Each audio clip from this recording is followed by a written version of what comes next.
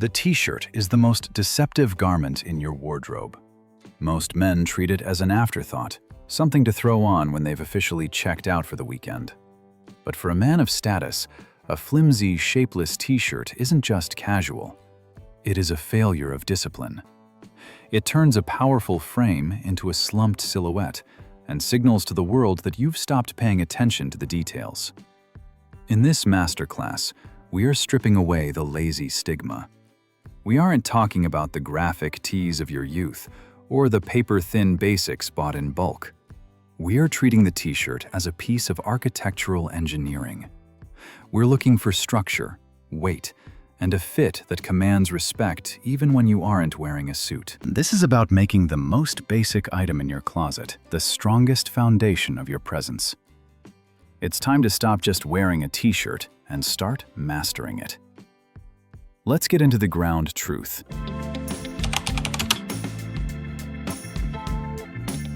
The first mistake most men make is treating a t-shirt like a commodity. They buy it in 3-packs, thin and flimsy, thinking that basic means cheap. For a man who values his presence, the t-shirt is not a basic. It is a structural component of his image. If the architecture of the shirt is weak, the man wearing it looks weak. We start with the foundation: fabric weight and density. In 2026, the era of the undershirt as outerwear is over. For a man over 50, transparency is your enemy.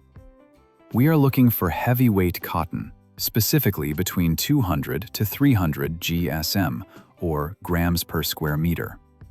Why? Because a heavier fabric has memory. It doesn't cling to your midsection or highlight the imperfections of your physique. It hangs straight, creating a sharp, clean silhouette that mimics the structure of a well-tailored suit. High-grade long-stipple cotton, such as Supima or Egyptian cotton, is the gold standard. It's durable, breathable, and stays smooth after 100 washes, unlike cheap alternatives that start pilling after week 1. Next, we look at the collar construction. The collar is the frame of your face. If it's thin and flimsy, it will eventually stretch out, creating what we call bacon neck, a look that screams neglect. You want a double needle stitched rib collar. It should be thick and sit high on the neck. A high crew neck projects a sense of formality and discipline, especially when worn under a blazer. It creates a solid line of color that grounds your entire look. Avoid deep V-necks. They are a relic of a past trend that lacks the gravitas required for mature elegance. Finally, examine the shoulder seams and stitch integrity. The shoulder seam should sit exactly where your arm meets your shoulder. If it's too far down, you look slumped. If it's too high, you look like you're wearing a child's garment. Look for taped neck and shoulder seams.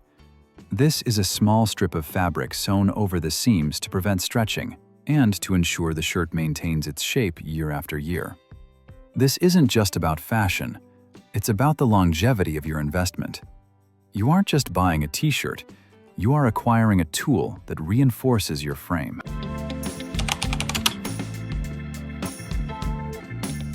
Owning a high-quality t-shirt is only half the battle.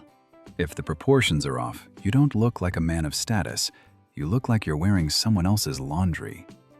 The key to the t-shirt is engineering the silhouette. We start with the sleeve length.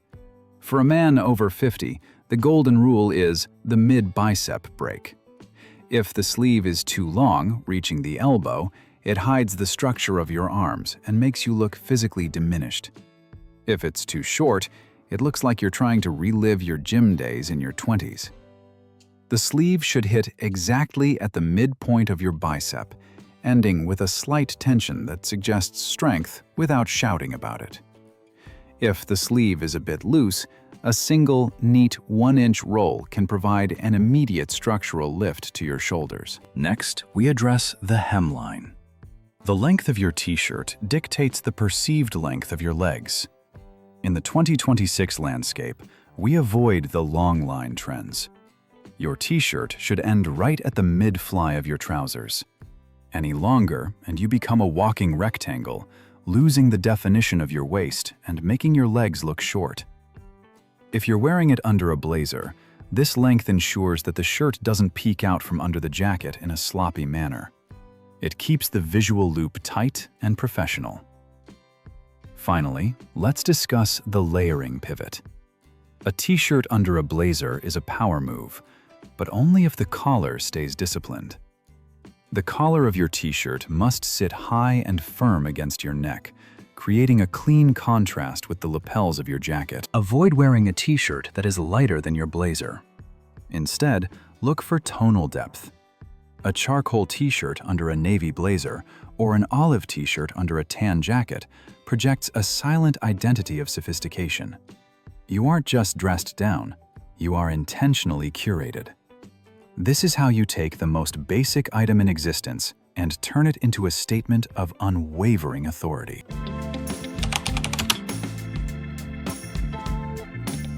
A high-quality t-shirt is an investment, and like any asset, it requires a maintenance protocol. Most men destroy their clothes not through wear, but through a lack of laundry discipline. If you want your t-shirt to maintain its structural integrity and color depth, you must stop treating your washing machine like a trash compactor. The first rule of the protocol is the war on heat. Heat is the single greatest enemy of natural fibers. High-temperature water and industrial-strength dryers break down the elasticity of the collar and shrink the cotton fibers, turning your heavyweight masterpiece into a distorted rag. Always wash in cold water and, more importantly, never use a tumble dryer. High heat cooks the cotton, leading to pilling and a loss of that crisp, smooth texture. Instead, air dry your shirts in the shade. Direct sunlight will bleach the color, specifically the deep navies and charcoals that define your wardrobe. The second rule is the gravity strategy. Heavyweight cotton is exactly that, heavy. When you hang a wet t-shirt on a thin plastic hanger, gravity pulls the weight of the water downward, stretching the neck and creating those unsightly shoulder nipples. For the man of discipline, folding is the only option. Store your t-shirts folded neatly on a shelf. This preserves the shape of the collar and ensures the fabric doesn't stretch out over time. If you must hang them, use wide, contoured hangers that mimic the shape of a human shoulder. But even then, folding remains the gold standard. Finally, you must master the retirement cycle. Every item has a lifespan. The moment you see bacon neck, a wavy, stretched collar, significant fading under the arms, or a loss of the shirt's original opacity, it has lost its status as an outer layer. It is no longer a tool of authority.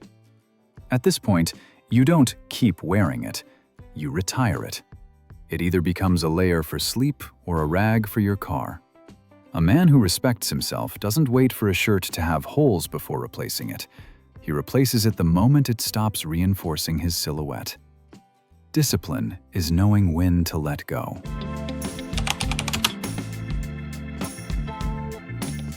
The final step in mastering the t-shirt isn't about what you add, it's about what you have the discipline to remove. For a man of authority, the t-shirt must be a tool of silent identity. The moment you cross these red lines, you stop being a leader and start looking like a billboard for someone else's brand. The first red line, the logo trap. Let's be honest, wearing a massive brand name across your chest is a signal of insecurity, not status. It tells the world that the brand is more important than the man. A mature wardrobe relies on the quality of the weave and the perfection of the fit to speak for itself. If there is a logo, it should be invisible to anyone standing more than 3 feet away. Let your presence be the statement, not your shopping list. The second red line, the color palette of authority. While others chase neon trends or aggressive gradients, your strength lies in tenure colors. We stay within the foundational 4: navy, charcoal, crisp white, and dark olive. These colors are grounded and versatile.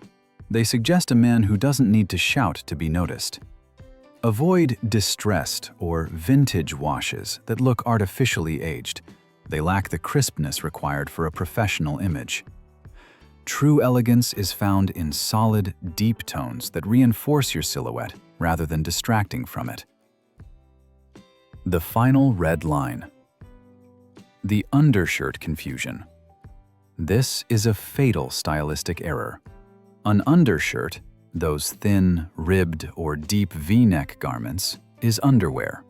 It is designed to absorb sweat, not to be seen. Wearing an undershirt as a standalone t-shirt is the ultimate sign of sloppiness. It lacks the fabric density to conceal your physique and provides zero structural support for your frame. If people can see your skin through the fabric, you aren't wearing a t-shirt. You're walking around in your laundry. Mastering the t-shirt is about mastering disciplined minimalism. Once you establish these boundaries, the most basic item in your closet becomes your strongest piece of modern armor. If you found these insights practical and valuable for your personal growth, subscribe to the channel and turn on notifications. I want to hear from you in the comments. What is the one t-shirt mistake you can't stand seeing? I'm here to help you command your presence. Stay grounded. I'll see you in the next masterclass.